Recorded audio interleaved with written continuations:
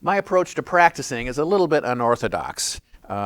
This is an instrument that doesn't require mechanical repetition to develop technique. If you play the violin and some wind instruments and so on, in order to develop good intonation, to be able to play the instrument in tune, you practice lots of repetition of scales and exercises in order to get your fingers and your embouchure coordinated to be able to hit exactly the right pitch and the right tone and so on. With our instrument, there's much less need for mechanical repetition. And I generally recommend to people to practice by way of playing songs as much as possible rather than mechanical patterns that just repeat, which are not very musical. They don't help us learn to phrase or learn to be more expressive or learn to be more musical. They're sort of like just athletic routines to go through. And I don't think we need to do that so much for our particular instrument. I do have some suggestions, however, for things to practice.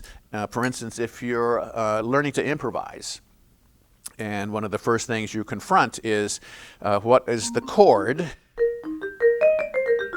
and what is the scale of the harmony that I'm supposed to improvise on here.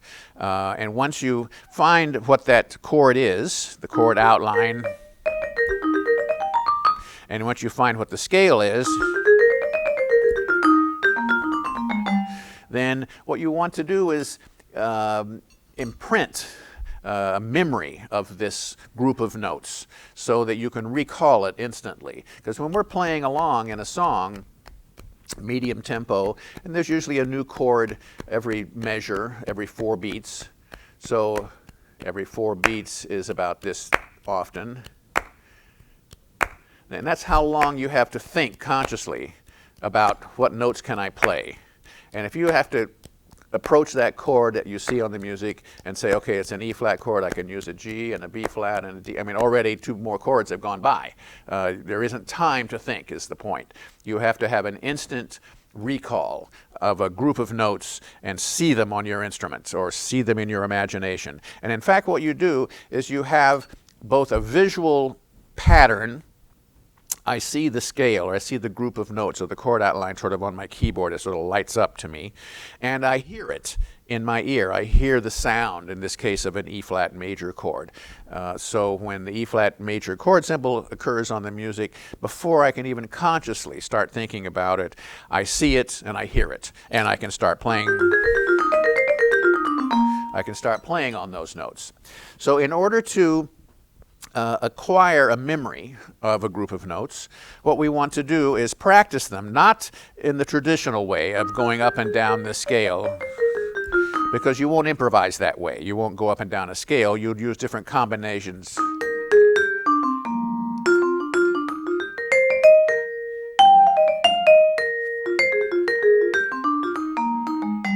So practice.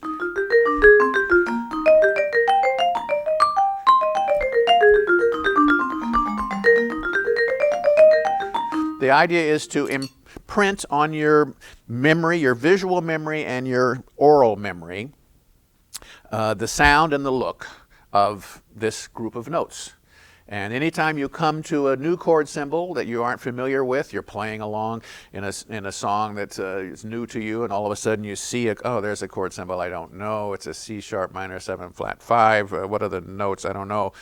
The next time you practice,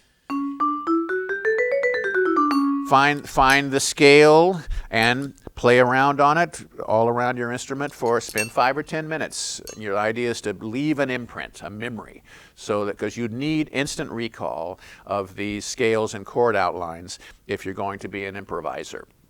This is the vocabulary of our language of music here. This is the basic vocabulary. There's a grammar and a vocabulary to music that we use in improvisation, just like we use in speech. We don't think about nouns and verbs when we're talking, but we use them. Our mind has already learned how to use nouns and verbs in the right order, and we can go ahead and talk about things, and it puts the sentences together in the right order and so on. Same happens with the melody lines. After we learn our vocabulary, we imprint these memories, then we can use them spontaneously and make our melody constructions as a result. So that's one of my suggestions for practicing.